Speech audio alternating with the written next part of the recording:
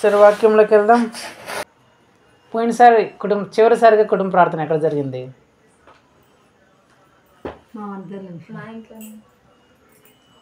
గుంటూరులో జరిగింది. ఎక్కడ జరిగింది? గుంటూరులో జరిగింది. ఎప్పుడు జరిగింది గుంటూరులో? నిన్నే, శుక్రవారం. అంటే ఎప్పుడు జరిగింది? నిన్నే జరిగింది గుంటూరులో. గుంటూరులో జరిగిన కుటుంబ ప్రార్థనలో దేవుడు దేని గురించి మాట్లాడాడంటే, మీరు బహుగా ఫలించాలంటే అనే అంశం గురించి మాట్లాడినాడు. ఒక వ్యక్తి కానీ, ఒక కుటుంబం కానీ, పిల్లలు కానీ, పెద్దలు కానీ, ఎవరైనా సరే గొప్పగా ఎప్పుడు ఫలిస్తారు, ఎప్పుడు అభివృద్ధి చెందుతారు, ఎప్పుడు ఉన్నతమైన స్థానంలోకి వెళ్తారు అనే అంశం గురించి దేవుడు మాట్లాడినాడు. హల్లెలూయా. ఒకవేళ మీరు చూడకపోతే అది గ్రూప్లో ఉంటుంది కాబట్టి, వీడియో మన యూట్యూబ్ ఛానల్లో ఉంటుంది కాబట్టి మీరు చూసి తెలుసుకోండి. మీ ఇంట్లో జరిగిన కుటుంబ ప్రార్థనలో దేవుడు దేని గురించి మాట్లాడినాడు? అది హల్లెలూయా చెప్పండి కొడండి. అది కష్టాలు, శ్రమలు, రోగాలు, దుఃఖాలు, కన్నీటితో, దిగులుతో, చింతలతో ఎవరైతే బాధపడుతూ దుఃఖపడుతూ ఉంటారో అలాంటి వాళ్ళకి ఆ కష్టాలు, శ్రమలు, ఇబ్బందులు, ఇరుకులు, దుఃఖాలు ఎప్పుడు తీరుతాయి, తీరి వారికి సంతోషం, సమాధానం ఎలా లభిస్తుంది అనే అంశం గురించి దేవుడు మాట్లాడినాడు. మీరందరూ తెలుసుకున్నారు, మీకు గుర్తుంది. ఒకవేళ మర్చిపోయి ఉంటే చూసి మరలా విని ఆత్మీయంగా బలపడండి. హల్లెలూయా. సరే, దేవుడు ఈరోజు ఏం మాట్లాడతాడు చూద్దాం. అదే మత్తయి సువార్త 11వ అధ్యాయం 29-30. నేను సాత్వికుడిని, దీన మనసు గలవాడిని గనుక మీ మీద నా కాడి ఎత్తుకొని నా యొద్ద నేర్చుకొనుడు, అప్పుడు నా ప్రాణములకు విశ్రాంతి దొరుకును. ఏలనగా నా కాడి సులువుగా గాను నా భారము తేలికగాను ఉన్నవి. హల్లెలూయా. ఇది ఎవరు చెప్తున్న మాట? పైన వచనం ఆ రోజు దేవుడు మాట్లాడాడు, ప్రయాసపడి భారం మోసుకుంటున్న సమస్త జనులారా అని. ఎవరు చెప్పిన మాట అది? ఎవరు చెప్పిన మాట? యేసయ్య చెప్పిన మాట. అదే మాట కంటిన్యూషన్ కింద చెప్తున్నాడు. అంటే ఇది ఎవరు చెప్తున్నారు? యేసు ప్రభు చెప్తున్నాడు. ఎవరికి చెప్తున్నారు? మనందరికీ. ఏమని చెప్తున్నాడు అక్కడ? నేను సాత్వికుడను, దీన మనస్సు గలవాడును గనుక నీ మీద నా కాడి ఎత్తుకొని నా యొద్ద నేర్చుకోండి, అప్పుడు మీకు విశ్రాంతి, మీ ప్రాణములకు విశ్రాంతి దొరుకుతుంది. ఎందుకంటే నా కాడి సులువుగాను నా భారము తేలికగాను ఉన్నది అని దేవుడు చెప్తున్నాడు. ఆ వాక్యం యొక్క అర్థం ఏంటో చెప్పుకొని దాని తర్వాత దాని గురించి మాట్లాడుకుందాం. యేసుప్రభు ఏం చెప్తున్నాడంటే, నేను మీ మీద కాడి మోపుతాను. కాడి అంటే తెలుసా? ఏంటి కాడంటే? రైతులు బాగా తెలిసి ఉంటుంది. ఏంది కాడంటే? పంటలు తినేటప్పుడు పూర్వకాలంలో దేంట్లో తిన్నాం? ఆవులతో దున్నేవాళ్ళం కదా. ఆవులు ఎద్దులతో దున్నేవాళ్ళం. ఆవులు ఎద్దులనే పెడతారా కాడిమాను? అది కాడి అంటే. కాడిమాను పెడతారా? కాడి ఎక్కడ పెడతారు? మెడ మీద పెడతారు. యేసుప్రభు ఏం చెప్తున్నాడు? నా కాడి మీ మీద ఎత్తుకోండి అంటున్నాడు. అంటే ఆయన కాడి కాకుండా వేరే కాడి కూడా ఉంది. దేవుని కాడి ఒకటి, ఇంకొక కాడి ఏది ఉంటుంది? లోకానుసారమైన కాడి ఉంటుంది. ఇప్పుడు యేసుప్రభు ఏం చెప్తున్నాడంటే, నా కాడి చాలా సులువుగా ఉంటుందంట, భారము ఉండదంట, అంటే బరువుగా ఉండదంట. అంటే బరువైన కాడి ఉంది, చాలా కష్టమైన కాడి ఉంది. కానీ యేసుప్రభు ఏం చెప్తున్నాడు? నా కాడి మీరు ఎత్తుకుంటే ఆ కాడి చాలా సులువుగా ఉంటుంది, కష్టముగా ఉండదు. నా కాడి ఎవరైతే ఎత్తుకుంటారో, నా కాడి ఎవరైతే వాళ్ళ మెడ మీద పెట్టుకొని మోస్తారో వాళ్ళ ప్రాణాలకి విశ్రాంతి దొరుకుతుంది అంటున్నాడు. అసలు యేసు ప్రభు కాడి ఎందుకు సులువుగా ఉంటుంది, ఎందుకు కష్టముగా ఉండదు, ఎందుకు బరువు ఉండదు అంటే పైన రాయబడిన మాట ఏమని? నేను సాత్వికుడను, దీన మనస్సు గలవాడను.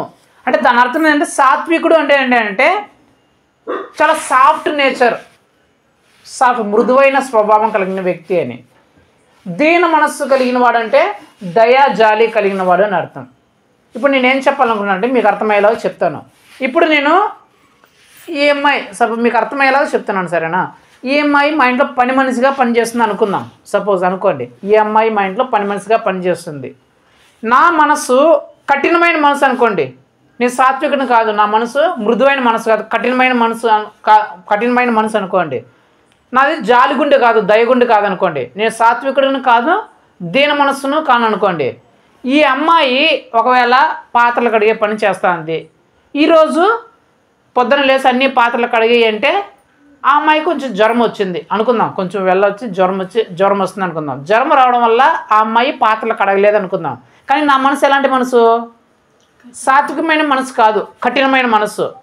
జాలిగుండె అంటే జాలిగుండె కాదు, బాగా కఠినమైన గుండె. అప్పుడు నేనేం చేస్తా? ఆ అమ్మాయికి జ్వరం వచ్చినా సరే పట్టించుకోను. నా గుండె కఠినమైన కాబట్టి నువ్వెందుకు చేయలేదు, నువ్వు చేయాలి కదా, నువ్వు పని మనిషి వచ్చింది, నీకు జీతం ఇచ్చేందుకు, డబ్బులు ఇచ్చేందుకు, నీకు జ్వరం మాకు సంబంధం లేదు, నువ్వు ఎన్ని పాత్రలన్నీ కడగాల్సిందే అని అంట. ఎప్పుడు? నేను సాత్వికుని కానప్పుడు, మృదువైన స్వభావం నాకు లేనప్పుడు, నేను దీన మనసు అంటే జాలి దయ కలిగిన మనసు నాకు లేనప్పుడు ఆ పిల్ల ఎలాంటి పరిస్థితిలో ఉందనేది నేను పట్టించుకోను. ఆ అమ్మాయి మీద నేను కఠినంగానే మాట్లాడతాను. అర్థమైందా? అలా కాకుండా నాది సాత్వికమైన మనసు అనుకోండి, అంటే మృదువైన స్వభావం కలిగిన మనసు అనుకోండి. రెండోది జాలి దయ కలిగిన మనసు అనుకోండి. అప్పుడు నేను ఏం చేస్తాను? అరే పాపం జ్వరం వస్తుంది, సర్లే ఇప్పుడు చేయకపోతే ఒక టాబ్లెట్ మళ్ళీ చేస్తుందని చెప్పేసి నేనేం చేస్తాను? జ్వరం వచ్చింది పాపము, హాస్పిటల్ పిలుచుకొని ఎవరు అని చెప్పేసి నేనే హాస్పిటల్ పిలుచుకొని వెళ్ళి ఆ అమ్మాయికి కావాల్సిన మందులన్నీ తీర్చి ఇంజక్షన్లు వేయించి ఆ అమ్మాయిని బాగు చేస్తాను. కారణం ఏంటి?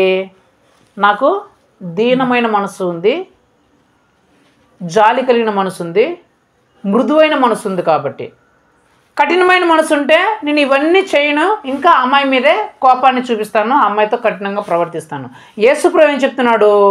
నేను సాత్వికుడను, అంటే మృదువైన మనసు కలిగిన వాడను, జాలి దయ కలిగిన మనసు కలిగిన కాబట్టి నా కాడి అంటే నేను ఏదైతే మీ మీద మోపుతానో అది మీరు మోసారనుకోండి.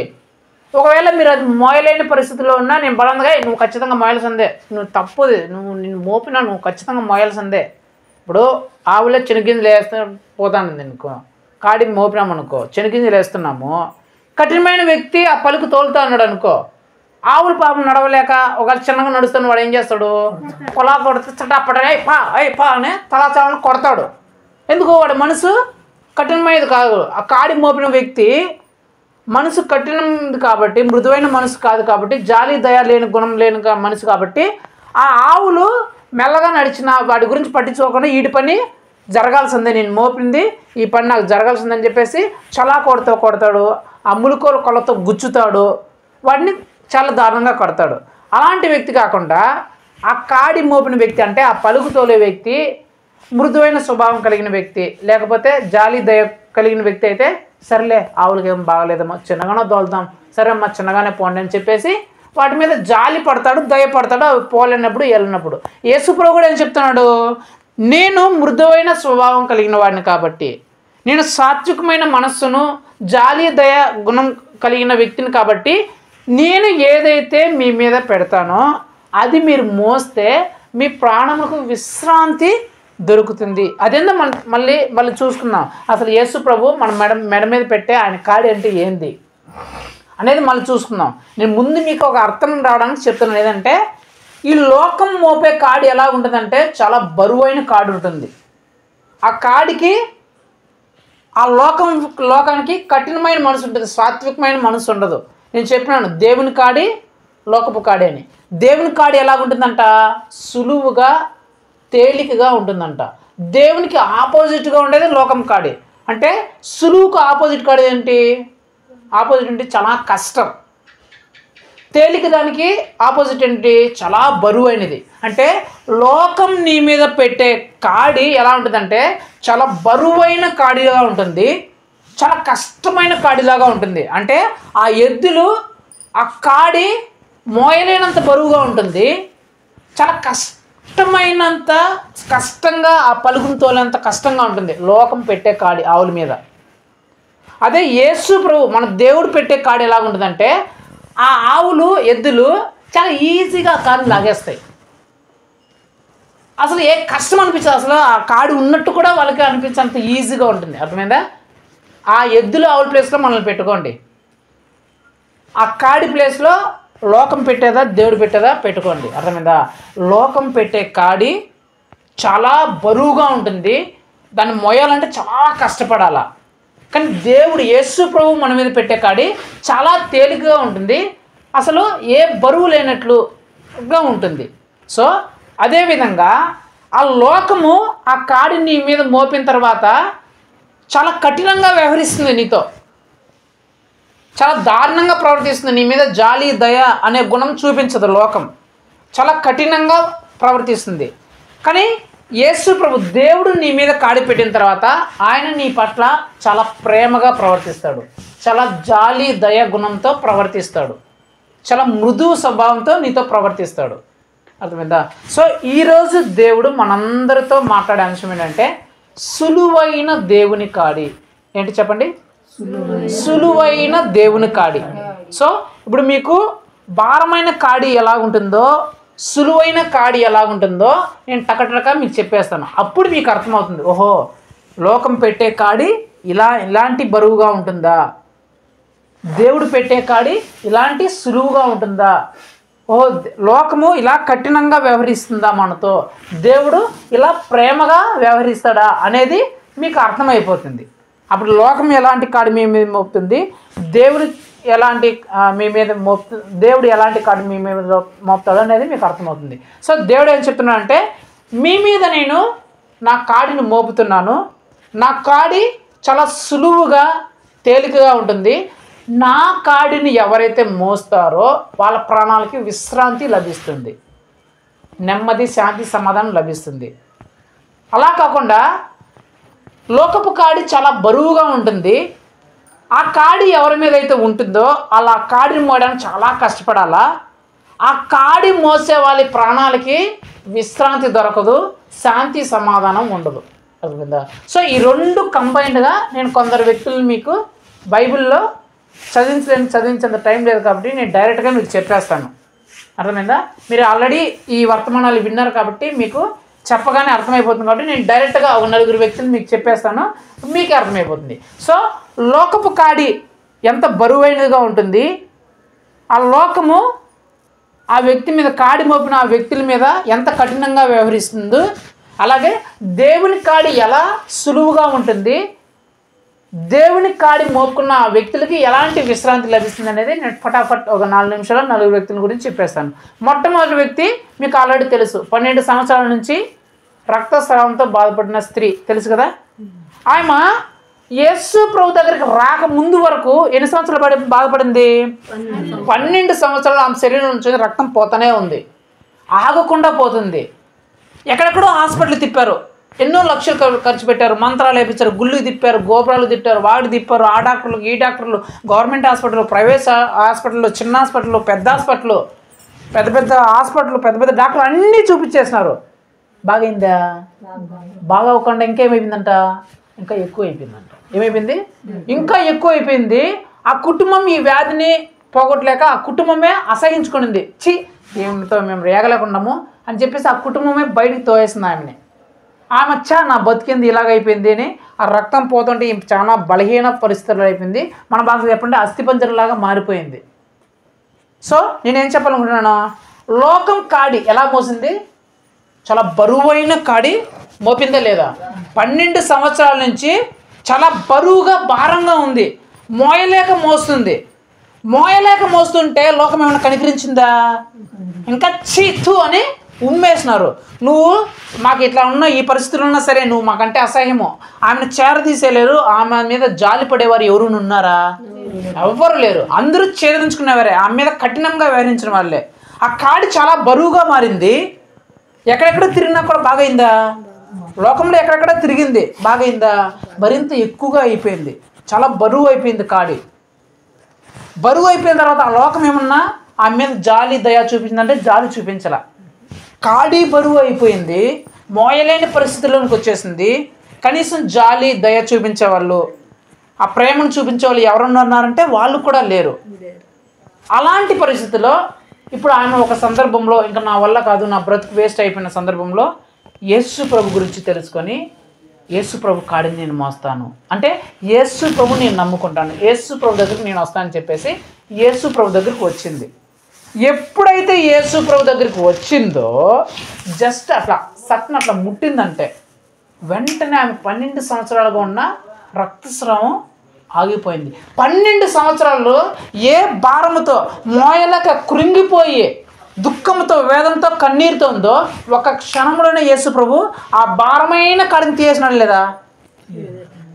లేదా? ఆమె మీద ప్రేమను జాలను చూపించినాడు లేదా?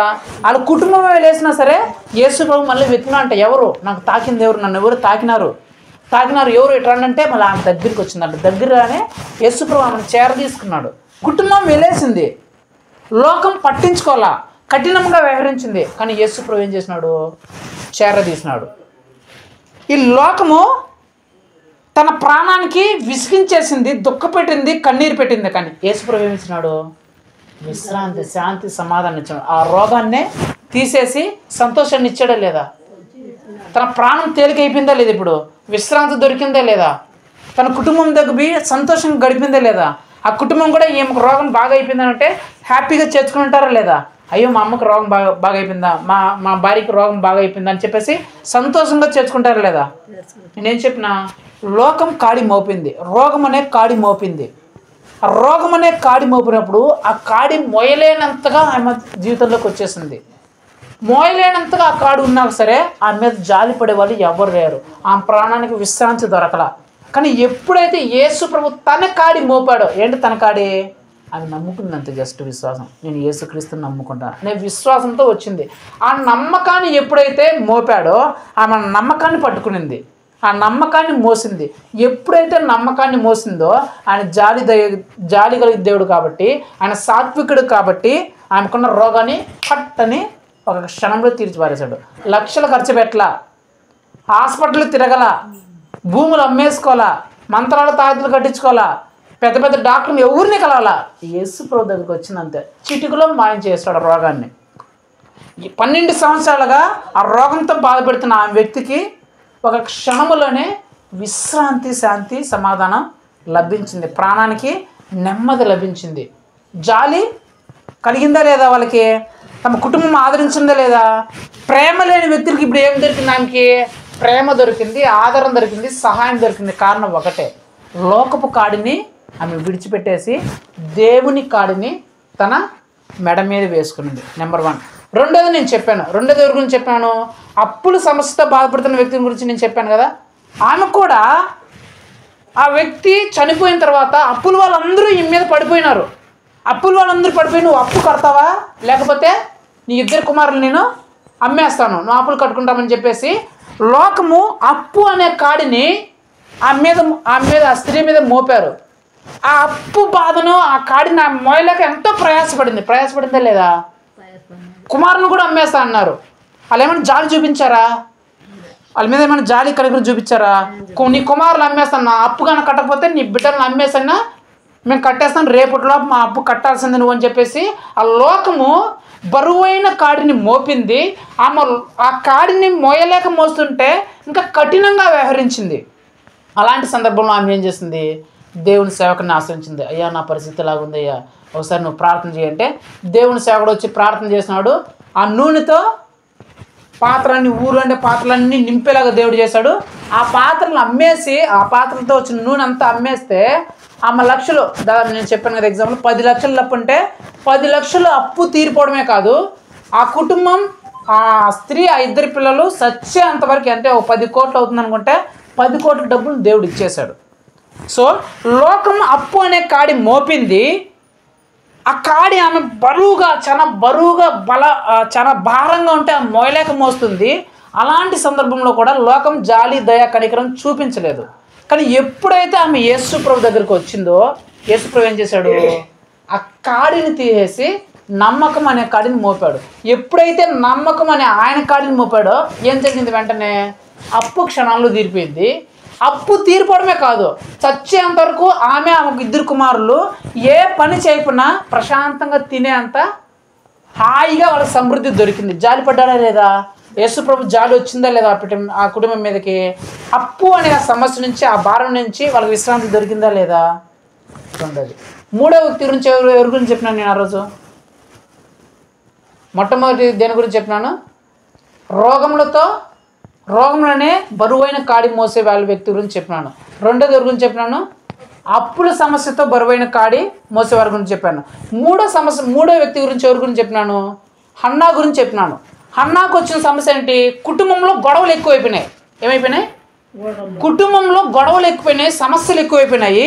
ఆ సమస్యల వల్ల కుటుంబంలో కొట్లాడుకునే పరిస్థితి వచ్చేసింది. కుటుంబంలో కొట్లాడుకునే పరిస్థితి వచ్చేసినప్పుడు ఆ కాడిని వారు మొయ్యలేక మోస్తూ ఉంటే వాళ్ళ భర్త ఏమైనా ప్రేమ చూపించాడా? తన సౌతి అంటే తన చెల్లెలు ఏమన్నా సాయం చేసిందా? సూటిపోటు మాటతో ఇంకా కఠినంగా వ్యవహరించారు. చచ్చిపోండి, మీరు ఏడైనా సాగుపోండి, ఈ కష్టాలను భరించలేకుండా సూటిపోటు మాటలే కొట్టారు. సో లోకము కుటుంబ సమస్యలనే కాడిని మోపి ఆ వ్యక్తులు బరువైన ఆ కాడిని మోయలేక మోస్తూ ఉంటే వారి మీద ఇంకా కఠినంగా వ్యవహరించారు. ప్రేమ జాలి దయ కనపడలేదు. కానీ అలాంటి సమయంలో హన్నా ఏం చేసింది? దేవుని సన్నిధికి వెళ్ళి ప్రార్థన చేసింది. ప్రభువా, నా కష్టాలు చూడయ్యా, నా కుటుంబంలో సమస్యలు చూడయ్యా, నా కుటుంబంలో గొడవలు చూడయ్యా అని చెప్పేసి ప్రార్థన చేసింది. ప్రార్థన చేయగానే అక్కడున్న ఏలీ పాస్టర్ ఏం చేసినాడమ్మా, నువ్వు ఏదైతే దేవుని దగ్గర విశ్వాసంతో ప్రార్థన చేసావో అది నీకు దేవుడు ఇచ్చేస్తాడు చూడని చెప్పాడు. మరుసటి సంవత్సరమే ఆమె గర్భవతి అయింది, సమూయేలు పుట్టాడు. ఆ కుటుంబంలో ఉన్న సమస్య అంతా తీరిపోయిందా లేదా? సమస్య రావడానికి గల కారణమే బిడ్డ లేకపోవడం. ఎప్పుడైతే ఆమె యేసుప్రభుని ఆశ్రయించిందో, యేసుప్రభు తన కాడిని ఎప్పుడైతే ఆమె మీద మోపాడో మరుసటి సంవత్సరం బిడ్డ పుట్టాడు, గొడవలన్నీ ఆగిపోయాయి. సో లోకమేమో కుటుంబ సమస్యలనే కాడి మోపి గొడవల్ని పుట్టించేసి, ఆ కుటుంబంలో గొడవల్ని కొట్టారులు పుట్టించేసి ఆ కాడి బరువైన కాడి వాళ్ళు మేపుతుంటే వాళ్ళ మీద జాలి దయ కనికరం చూపించలా. కానీ ఎప్పుడైతే యేసుప్రభుని ఆశ్రయించిందో ఆయన యేసుప్రభు విశ్వాసం అనే కాడిని మోపాడు, జాలి దయ కనికరం అనే కాడిని మోపి ఆమె దేని నిమిత్తం అయితే బాధపడుతుందో, ఏ సమస్యలు అయితే వచ్చాయో ఆ కుటుంబ సమస్యలన్నీ చిటుకులో తీర్చి పారేశాడు. ఆ గొడవలన్నీ ఆపేసి పారేసి వాళ్ళ మీద జాలి దయ కనికరం చూపించి బిడ్డనిచ్చి ఆ ప్రాణాలకు విశ్రాంతినిచ్చాడు లేదా? ఆ కుటుంబ సమస్యలన్నీ పోయాయా లేదా? నాలుగోది ఏంటి? దావీదు రాజు గారికి మరణకాల సమయం వచ్చినప్పుడు అదోనియా వ్యక్తి మా నాన్న తర్వాత నేనే రాజు అవుతానని కుట్ర చేసి తన సహోదరుని చంపేయాలనుకుంటాడు. సహోదరుని చంపేయాలనుకుంటే నా కొడుకు భవిష్యత్తు ఏమవుతుందో, ఇతని పరిస్థితి ఏమవుతుందని చెప్పేసి ఆ తల్లి బత్షెబా తల్లి సొలొమోను కోసము రాజు దగ్గర పోయి మొరపెట్టింది. అంతవరకు ఆ కాడి ఏం కాడి మోపింది? తన బిడ్డల యొక్క భవిష్యత్తు సతమతం అయిపోయే పరిస్థితి అనే కాడిని మోపింది. తన బిడ్డల భవిష్యత్తు ఏమవుతుందో ఇంకా తెలియదు, తన కుమారుడు ఏమవుతాడో, ఇంకా ఆ బిడ్డల భవిష్యత్తు ఏమవుతుందో సతమతం అయిపోయే కాడిని లోకం మోపింది. ఆ కాడిని బరువైన కాడిని వాళ్ళు మోపుతుంటే ఏమైనా జాలి చూపించాడా? అదోనియా ఆ బిడ్డలను చంపేయాలా, తన సహోదరుని చంపేయాలనుకున్నాడు, జాలి చూపించాల, కఠినంగా వ్యవహరించాడు. కానీ ఎప్పుడైతే ఆ బిడ్డ యొక్క తల్లి బత్షెబా సొలొమోను యొక్క తల్లి, అయ్యా నా కొడుకుని జ్ఞాపకం చేసుకోయ్యా, అదోనియా ఒకవేళ రాజు అయితే నా కొడుకుని చంపేస్తాడు, బతకనివుడు, నా బిడ్డ భవిష్యత్తు ఏంటి, నా బిడ్డ ఎలా బ్రతుకుతాడు అని ఎప్పుడైతే ఆ రాజు దగ్గరకు వచ్చి మనవి చేసిందో, రాజు ఏం చేసినాడు? వెంటనే అప్పటికప్పుడే సొలొమోన్ని దావీదు తర్వాత రాజు చేశాడు. సో ఈ లోకము బిడ్డల భవిష్యత్తుని తికమక పట్టించేసే, బిడ్డల భవిష్యత్తు ఏమవుతుందో తల్లిదండ్రులకే తెలియని ఆ తికమక కాడిని మోపి వాళ్ళు బిడ్డల భవిష్యత్తు ఏమైపోతుందో, వాళ్ళ ఫ్యూచర్లో వాళ్ళ పరిస్థితి ఏంటి అనే తికమకలో ఉంటే ఇంకా బరువుగా మోపి వాళ్ళతో కఠినంగా వ్యవహరించింది. కానీ ఎప్పుడైతే ఆ తల్లి ఆ రాజును ఆశ్రయించిందో, దేవుణ్ణి ఆశ్రయించిందో, యేసుప్రభు ఏం చేశాడు? నమ్మకం అనే కాడి మోపాడు. నమ్మకం అనే కాడి మోపగానే ఈ బిడ్డల భవిష్యత్తు ఒక దారికి వచ్చిందా లేదా? ఏమవుతుందో తెలియని ఆ భవిష్యత్తు ఇతను రాజు అయిపోయాడు. రాజు అయిపోయిన తర్వాత ఆ బిడ్డలకు క్షేమం వచ్చిందా లేదా? ఈ తల్లి ప్రాణం కుదుట పడిందా లేదా? తల్లికి విశ్రాంతి వచ్చిందా లేదా? ఆ రాజు ఆ బత్షెబా మీద, ఆ కొడుకు మీద జాలి దయ కనికరం చూపించాడా లేదా? సో నేనేం చెప్పాలనుకున్నాను? నలుగురు వ్యక్తులు నేను పరిచయం చేశాను. ఇక్కడ రాయబడిన మాట ఏంటంటే, నా కాడి సులువుగా ఉంటుంది, నేను పెట్టే భారం చాలా తేలికగా ఉంటుంది, నా కాడి ఎవరైతే మోరుస్తారో వాళ్ళ ప్రాణాలకు విశ్రాంతి దొరుకుతుంది అని దేవుడు చెప్పాడు. సేమ్ క్వైట్ ఎందుకు చెప్పాడంటే, ఎందుకు దేవుని కాడి సులువుగా ఉంటుంది, ఎందుకు దేవుని కాడి తేలికగా ఉంటుంది, ఎందుకు దేవుని కాడి మోసే వాళ్ళ ప్రాణాలకు విశ్రాంతి దొరుకుతుందంటే కారణం ఒకటి, యేసు ప్రభు సాత్వికుడు, అంటే మృదువైన స్వభావం కలిగిన దేవుడు. రెండోది ఆయన దీన మనసు, అంటే జాలి దయ కనికరం గల దేవుడు. కాబట్టి ఆయన కాడి సులువుగా ఉంటుంది, తేలిగ్గా ఉంటుంది. ఆ కాడి మోసే వాళ్ళ ప్రజలకి విశ్రాంతి, శాంతి, సమాధానం, సంతోషం లభిస్తుంది. కానీ లోకం కాడి చాలా బరువుగా ఉంటుంది, చాలా కష్టంగా ఉంటుంది. ఆ కాడి మోసే ఆ ప్రజలకి ప్రాణాలకి విశ్రాంతి, శాంతి, సమాధానం ఉండదు. ఎప్పుడు గొడవలు, కొట్లాట్లు, కన్నీరు, దుఃఖమే ఉంటుంది. ఎందుకంటే ఆ లోకము సాత్వికత్వం లేదు, మృదుత్వం లేదు, కఠినమైన మనసు కలిగింది. రెండోది జాలి దయ కనికరం లేని లోకం కాబట్టి చాలా బరువుగా ఉంటుంది. సో నీవు సులువైన కాడిని మోయాలనుకుంటున్నావా, బరువైన కాడిని మోయాలనుకుంటున్నావా? నేను చెప్పే ఎగ్జాంపుల్ ఈ బైబిల్లో మీకు రియల్గా ఎగ్జాంపుల్ చెప్తున్నా. ఏమా మీరు నమ్ముకున్న వాళ్ళందరూ ఏమో కూడా పక్షవాతం వచ్చినప్పుడు ఎవరైనా పట్టించుకున్నారా? ఎన్నెన్నో హాస్పిటల్ తిరిగింది, ఏమేమో చేసింది, ఎవరు పట్టించుకోలే, చచ్చిపోతారని చెప్పేశారు. ఈమె మీద ఆ పక్షవాతం, ఆ రోగం అనే కాడి బహు భారంగా ఉంది. కనీసం వచ్చిన వాళ్ళు కూడా ఆదరించే వాళ్ళు లేరు. అలాంటి సమయంలో వీళ్ళు యేసుప్రభుని ఆశ్రయించారు.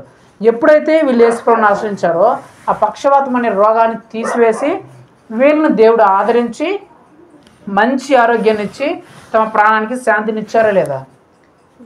మీరు కూడా అంతే. ఒకప్పుడు అన్న వల్ల కుటుంబ సమస్యలు ఎక్కువైపోయి ఆ కుటుంబ సమస్యల్లో మీరు తికమక అయిపోయి ఆ భారాన్ని భరించలేక పరిస్థితి చాలా దారుణంగా బ్రతుకుతుండేవాళ్ళు ఒకప్పుడు, చాలా సంవత్సరాలు. కానీ ఎప్పుడైతే యేసుప్రభు దగ్గరకు వచ్చారో యేసుప్రభు ఆ సమస్యలన్నీ తీసేసాడు లేదా? ఇప్పుడు మీ ప్రాణాలకు ఎలా ఉంది? ఒకప్పుడు మీరు ఎలాగున్నారు, ఇప్పుడు మీరు ఎలాగున్నారు? ఒకప్పుడు మీ జీవితాలు ఎంత అల్లకల్లోలంగా, ఎంత శాంతి సమాధానం లేకుండా, ఎప్పుడు దుఃఖంతో, కష్టంతో, కుటుంబంలో సమస్యలతో, గొడవలతో ఉన్నాయి. ఇప్పుడు ఎంత ప్రశాంతంగా, నెమ్మదిగా, శాంతి సమాధానంతో, ఎంత హాయిగా కుటుంబంలో ప్రేమతో మీరు బతుకుతున్నారు. అబ్రహాం మామ కుటుంబాన్ని కూడా చూసుకోండి. ఒకప్పుడు తన కూతురి కోసము ఎక్కడెక్కడ తిరిగారు, ఎన్నెన్ని హాస్పిటల్ తిరిగారు, ఎన్నెన్ని గుడులు తిరిగారు, ఎన్నెన్ని తాయెత్తులు మంత్రాలు కట్టించుకున్నారు, ఏమేమో చేస్తున్నారు. వాళ్ళకి ఏమైనా శాంతి సమాధానం దొరికిందా? దాదాపు ఆ మామ చెప్తారు 10 లక్షలు ఖర్చు పెట్టాడంట ఆ బాబు కోసం, కానీ శాంతి సమాధానం దొరికిందా? ఒకానొక సమయంలో యేసుప్రభుని ఆశ్రయించారు. యేసుప్రభుని ఆశ్రయించడం ఒక రూపాయి ఖర్చు లేకుండా పాప బాగా అయిపోయింది, శాంతి సమాధానంగా ఇప్పుడు బ్రతుకుతున్నారు. అవంతా ఎందుకు? మొన్న జరిగిన ఎగ్జాంపుల్ చూసుకోండి. అమ్మాయి బర్త్ సర్టిఫికేట్ కోసము వీళ్ళు సొంత ప్రయాసతో, సొంత కష్టంతో పిల్లర్ మొత్తం తిరిగారు, అధికారుల ఆఫీసుల చుట్టూ తిరిగారు, హాస్పిటల్ చుట్టూ తిరిగారు, ఆఫీసుల చుట్టూ, అధికారుల చుట్టూ తిరిగారు. కానీ మీ ప్రాణాలకు శాంతి అంటే బర్త్ సర్టిఫికేట్ వచ్చిందా?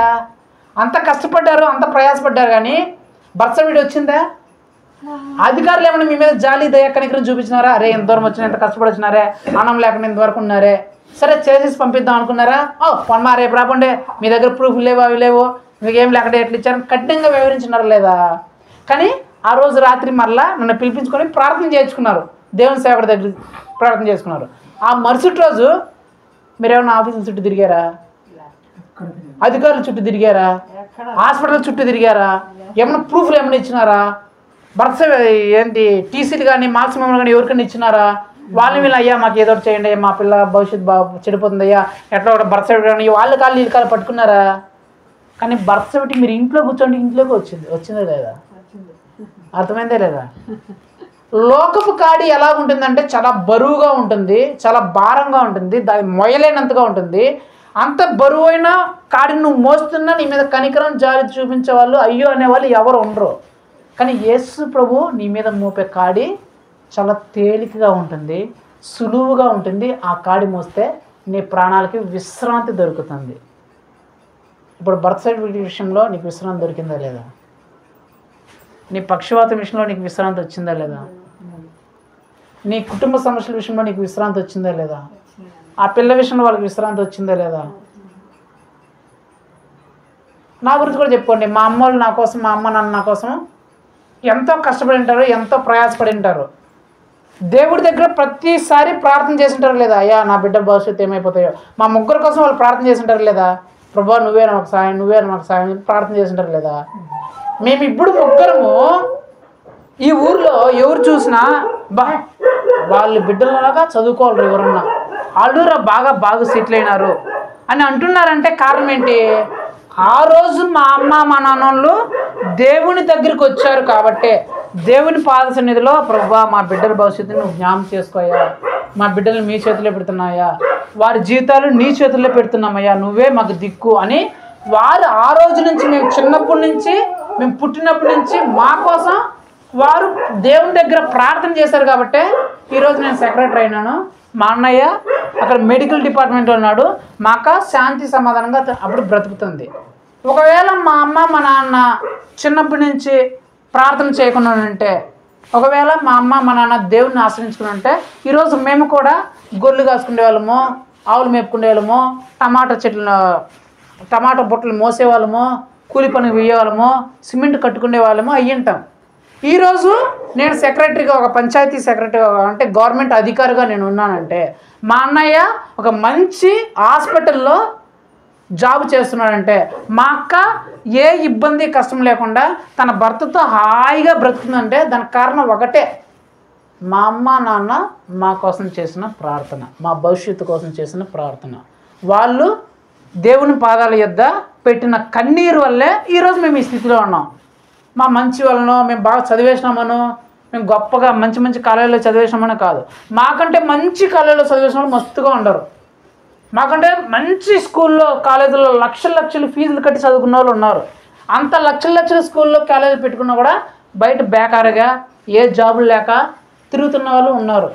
మేము గవర్నమెంట్ కాలేజీలో చదువుకున్న లక్షలు ఫీజు కట్టే స్తోమత అప్పుడు మాకు లేకపోయినా, ఈరోజు మేము అందరికంటే ఆ ప్రైవేట్ కాలేజీలో లక్షలు పెట్టి చదువుకొని ఇప్పుడు చిన్న ఉద్యోగాలు చేసే వారికన్నా గవర్నమెంట్ కాలేజీలో చదువుకొని వారికంటే ఇంత గొప్ప స్థాయిలో ఊరంతా చూసి అబ్బా వాళ్ళ బిడ్డలు వాళ్ళు భలే చదివించినారా, వాళ్ళు మంచి స్థాయిలో వాళ్ళ తల్లిదండ్రులు వాళ్ళ బిడ్డను పెట్టారా, అలాగా మనం వాళ్ళు పెంచినట్లు మనం కూడా మన బిడ్డలు పెంచాలరా అని మా తల్లిదండ్రుల గురించి, మా భవిష్యత్తు అంటే మా అభివృద్ధిని చూసి మా తల్లిదండ్రులని పొగుడుతున్నారు. వాళ్ళకి మంచి ఘనత గొప్ప పేరు వచ్చిందంటే కారణం ఏంటంటే, వారు చిన్నప్పటి నుంచి హన్న ఎలాగైతే, బత్సెబా ఎలాగైతే అయ్యా నా కుమారుల భవిష్యత్తు నీ చేతిలో పెడుతున్నామని ఎలాగైతే రాజు దగ్గర కన్నీటితో బ్రతిమలాడుకుందో, అలాగే చిన్నప్పటి నుంచి మా నాన్న వాళ్ళు మా భవిష్యత్తు కోసం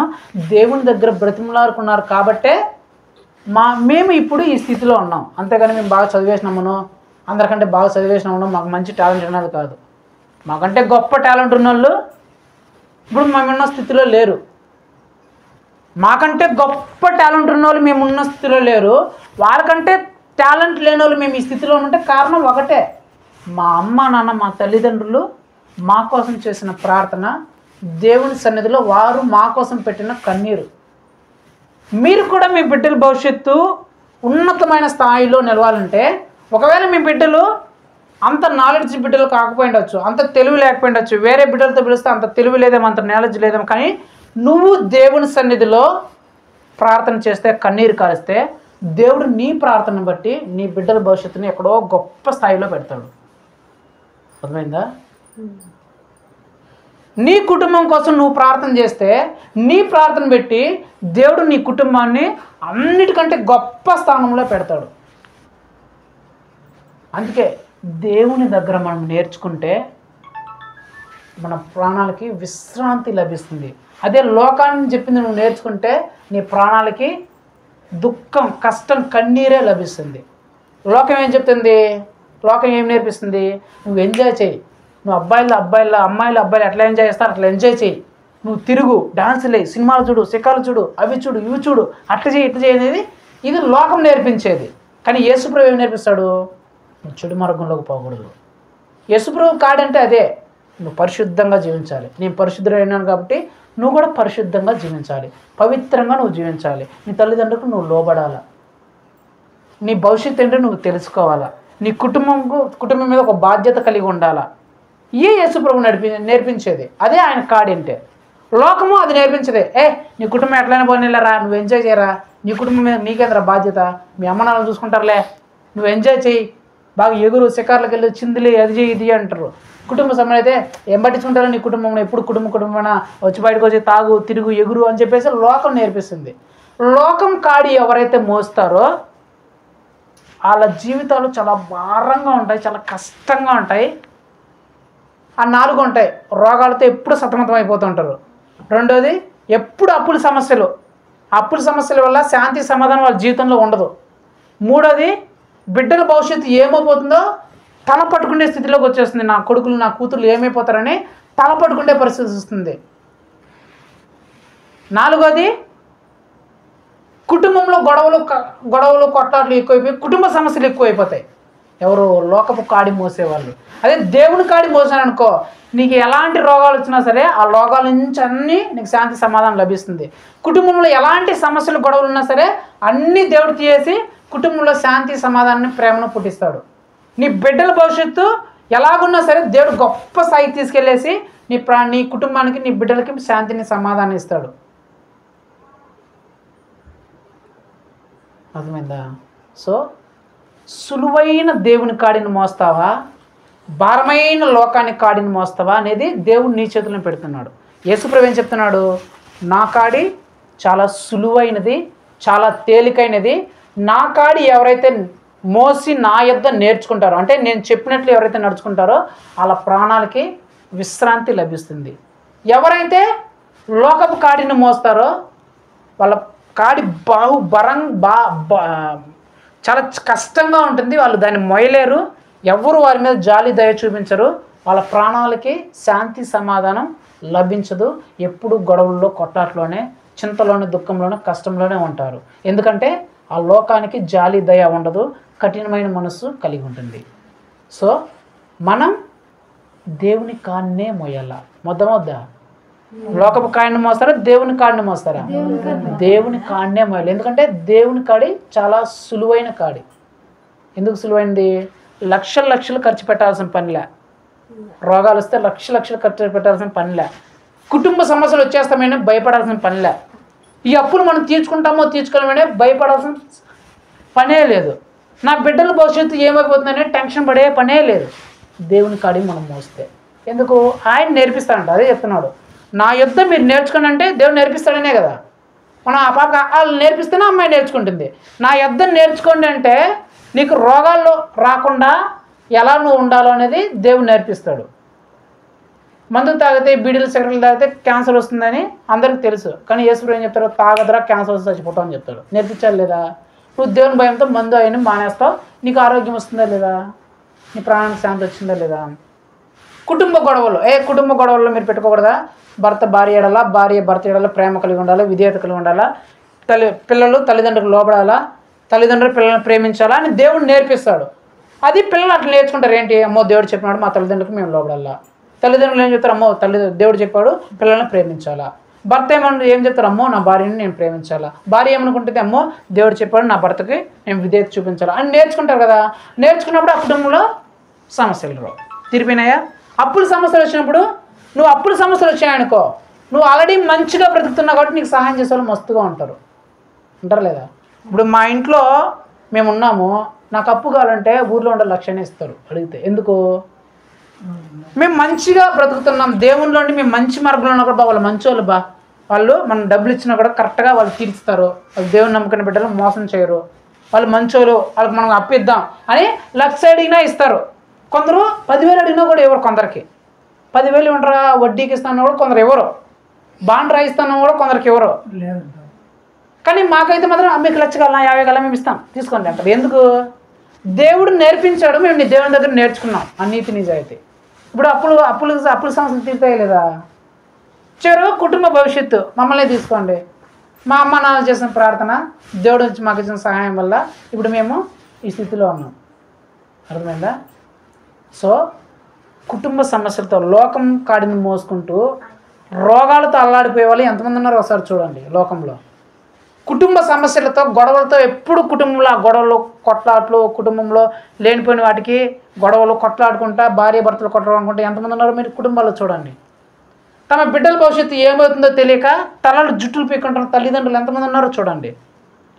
అప్పులు బాధ తట్టుకోలేక ఈ అప్పులు ఎలాగో తీర్చుకోలేక మొగం చూపించుకోలేక ఎంతమంది ఉన్నారో చూడండి. ఎందుకంటే వాళ్ళందరూ లోకపు కాడి మోస్తున్నారు. అంటే సాతాను వారి మీద మోపిన ఆ కాడిని మోస్తున్నారు కాబట్టే వారి జీవితాలు చాలా భారముగా, చాలా కష్టముగా, ఆ ప్రాణాలకి విశ్రాంతి లేకుండా, నెమ్మదే లేకుండా, శాంతి సమాధానం లేకుండా సతమతం అయిపోతూ నిత్యము గొడవలతో, ఒకరి మీద కోపాలతో, చాడీలతో, తిట్లతో బ్రతుకుతున్నారు లోకపు కాడి మోసేవాళ్ళు. అదే దేవుని కాడి మోస్తున్న మనము ప్రతిరోజు ఏ పూట కాపూడ ఆయన వద్ద నేర్చుకుంటూ అన్నీ పొందుకుంటూ క్షేమంగా, ప్రశాంతంగా, శాంతి సమాధానంతో, నెమ్మదితో, ప్రేమ కలిగి మనం బ్రతుకుతున్నాం. కాబట్టి మనం ఎల్లప్పుడూ దేవుని సులువైన కాడే మనం మోసి దేవుని యొద్ద నేర్చుకొని మన ప్రాణాలకి, మన కుటుంబ ప్రాణాలకి, అంటే మనకు, మన కుటుంబానికి విశ్రాంతిని, శాంతిని, సమాధానం, సంతోషాన్ని ఇచ్చే వారిగానే మనం ఉండాలని చెప్పేసి దేవుని సన్నిధిలో మనం ప్రార్థన చేసుకుందాం. సో దేవుని కాడి, యేసు ప్రభు మన మీద మోపే కాడి చాలా సులువైనది, చాలా తేలికైనది, మన ప్రాణాలకి విశ్రాంతినిచ్చే కాడి. ఎందుకంటే యేసు ప్రభు సాత్వికుడు, అంటే మృదువైన వ్యక్తి, జాలి, దయ, కనికరం కల దేవుడు. అందుకే కదా మనం పాటపడినాం, ఎంత మంచి దేవుడు యేసయ్య అని. అంత మంచి దేవుడు కాబట్టే మన మీద భారమైన కాడి ఆయన మోపడు. అర్థమైందా? సాతాను మంచిది కాదు, అది కఠినమైంది, జాలి, దయ, కనికరం లేదు కాబట్టే మన మీద కఠినమైన కాడి మోపి మనం కఠినంగా, భారంగా లాగుతున్నా కూడా మన మీద కనికరించకుండా, చాలా వేరే వాళ్ళ మీద కనికరించకుండా, జాలి లేకుండా ఉంటుంది. కాబట్టి ప్రభువా, నీ కాడే నేను మోస్తానయ్యా, సులువైన, తేలికైన, మా ప్రాణాలకి విశ్రాంతినిచ్చే నీ కాడే మేము మోస్తాము అనే మనం ప్రార్థన చేసుకుందాం. సరేనా? కళ్ళు మూసుకొని ప్రార్థన చేసుకుందాం. మహోన్నతుడ, సర్వోన్నతుడ, సర్వశక్తి గల దేవా, యేసయ్య, నీ బలమైన, ఘనమైన, శ్రేష్టమైన నామం బట్టి నీకు స్తోత్రం చెల్లిస్తున్నాను తండ్రి. నేను సాత్వికులను, దీన మనసు గలవాడిని కనుక నా కాడిని మీ మీద మోపుకొని నా యొద్ద నేర్చుకోండి, అప్పుడు మీ ప్రాణాలకు విశ్రాంతి దొరుకుతుంది. ఏలయనగా నా కాడి సులువుగాను, నా భారం తేలికగాను ఉండునని చెప్పిన దేవా, నీకు స్తోత్రం చెల్లిస్తున్నాను ప్రభువా. అవును తండ్రి, ఈ లోకం మా మీద మోపే కాడినైనా చాలా భారంగా ఉంటుంది తండ్రి. దాన్ని మేము మోయాల్సిన పరిస్థితులు వస్తాయి ప్రభువా. అలా భారంగా మోస్తున్నా కూడా నైనా ఆ లోకం మమ్మల్ని, మా మీద జాలి, దయ, కనికరం చూపించకుండా కఠినంగానే వ్యవహరిస్తుంది తండ్రి. అయితే నాయన, నీవు మోపే కాడి మాకు చాలా తేలికగా, చాలా సులువుగా ఉంటుంది నాయన. మీ కాడిని మేము మోసినప్పుడు మా ప్రాణాలకి శాంతి, సమాధానం దొరుకుతుంది. ఎందుకంటే సాత్వికుడు నాయన, మృదువైన స్వభావం కలిగిన దేవుడయ్యా, జాలి, ప్రేమ, కనికరము, కృప కలిగిన దేవుడు కాబట్టి నాయన, నీ కాడి నాయన చాలా సులువుగా ఉంటుందని ఆయన నీకు స్తోత్రం చెల్లిస్తున్నాను ప్రభా. అవును తండ్రి, ఇదిగో నాయన, రోగాల్లో కావచ్చు, కుటుంబ సమస్యల్లో కావచ్చు, అప్పుల్లో కావచ్చు, బిడ్డల భవిష్యత్తులో కావచ్చు, మరి ఏ విషయాల్లోనూ కావచ్చు నాయన, లోకం చాలా కఠినంగా వ్యవహరిస్తుందయ్యా, చాలా బరువైన కాడిని మోపుతుందయ్యా, చాలా కఠినంగా వ్యవహరిస్తుంది తండ్రి. జాలి, దయ, కనికరం చూపించిందయ్యా. అయితే అలాంటి సమస్యల్లో నీ కాడి ప్రభా, నీవు మా మీద జాలిపడి ప్రేమ చూపించి మా మీద కృప చూపించయ్యా. మా రోగాల నుంచి మాకు విడుదల ఇస్తున్నావు తండ్రి. మా అప్పుల నుంచి మాకు శాంతిని, సమాధానం ఇస్తున్నావయ్యా. మా కుటుంబ సమస్యల నుంచి మాకు విడుదల ఇస్తున్నావయ్యా. మా కుటుంబ పరిస్థితులు, మా బిడ్డల భవిష్యత్తుని ప్రభా ఉన్నతమైన స్థితిలో నువ్వు నిలుపుతున్నావు తండ్రి. మాకు శాంతి, సమాధానం ఇచ్చే దేవుడు నువ్వే అయ్యా. మా ప్రాణముకు విశ్రాంతి ఇస్తున్న దేవుడు తండ్రి నువ్వే తండ్రి. ఈ రోజు నాయన మేము ఇలాగా క్షేమంగా, సంతోషంగా, శాంతి, సమాధానంతో బ్రతుకుతున్నామంటే దానికి కారణం మీ కాడిని మేము మోయబెట్టే ప్రభా. ఒకప్పుడు నాయన మేము మీ కాడిని కాకుండా లోక కాడిని మోసేటప్పుడు నాయన మేము ఎన్నో కష్టాలతో అల్లాడిపోయామయ్యా, రోగాలతో సతమతమైపోయాం తండ్రి. అప్పుల సమస్యలతో ప్రభా, అప్పులు ఊపిలో చిక్కబడిపోయినైనా, అప్పులు ఎలాగో తీర్చుకోలేక తెలియకనైనా సతమతం అయిపోయా తండ్రి. కుటుంబంలో గొడవలతో, నిత్యం గొడవలతో, కొట్లాడుతూ శాంతి సమాధానం లేని పరిస్థితులు ఉన్నామయ్యా. మా బిడ్డల భవిష్యత్తు ఏమవుతుందో తెలియక జుట్టు పీక్కున్న పరిస్థితిలో మేము ఉన్నాం తండ్రి. అయితే ఎప్పుడు మీ వద్దకు వచ్చామో, ఎప్పుడు మిమ్మల్ని ఆశ్రయించామో, ఎప్పుడు మిమ్మల్ని నమ్ముకున్నామో ఆ రోజు నుంచి అయ్యా మా రోగాలన్నీ నయమైపోయాయి తండ్రి. మా కుటుంబ సమస్యలన్నీ తీరిపోయాయ్యా. మా కుటుంబంలో గొడవలు అన్నీ తీరిపోయి ప్రేమ, శాంతి, సమాధానం లభించిందయ్యా. మా బిడ్డలకు మంచి భవిష్యత్తు వచ్చిందయ్యా తండ్రి. మీ కార్డు చాలా సులువైనదయ్యా. మీ యొద్దనే మేము నేర్చుకుంటామయ్యా. మా ప్రాణాలకు విశ్రాంతి దొరికినట్లు, మాకు సంతోషం, శాంతి, సమాధానం లభించినట్లు మీ కాడే మిమ్మల్ని మోసి తండ్రి. మీ యొద్దే మేము నేర్చుకుని ప్రభా, మీ యొద్ద మేము చేస్తాను విశ్వసిస్తూ నమ్ముతున్నాయినా. కృప చూస్తారని నమ్ముతూ ఇస్తూ సాత్వికుడ, జాలి, దయ, కనికరం కలిగిన దేవా నీకే స్తోత్రం చేస్తూ కృపా సన్నిధిలో ప్రభా ఇక్కడ వచ్చిన ప్రతి కుటుంబాన్ని మీరు దీవించి, ఆశ్రయించి, బలపరిచి, స్థిరపరచమని బ్రతిమలాడవచ్చు. వారికి, వారి కుటుంబంలో శాంతి, సమాధానాన్ని, ప్రశాంతత, నెమ్మదిని దయచేయమని బ్రతిమలాడవచ్చు. మా తండ్రి, మా దేవుడు, మా ప్రభువునైనా యేసుక్రీస్తు యొక్క పరిశుద్ధమైన నామములో అడిగి వేడుకొనుచున్నాం మా ప్రియ పరలోక తండ్రి. ఆమేన్. నా ప్రాణమా యెహోవాను సన్నిధించుము, నా సమస్తమైన పరిశుద్ధ నామమును సన్నిధించుము. నా ప్రాణమా యెహోవాను సన్నిధించుము, ఆయన చేసిన స్వర్గ దేవుని వలన. ఆమేన్.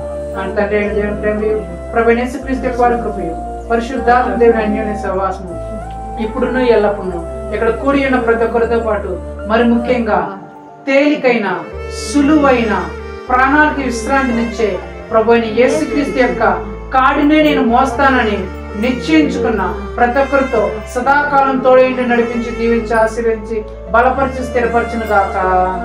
ఆమేన్. హల్లెలూయా, హల్లెలూయా, హల్లెలూయా.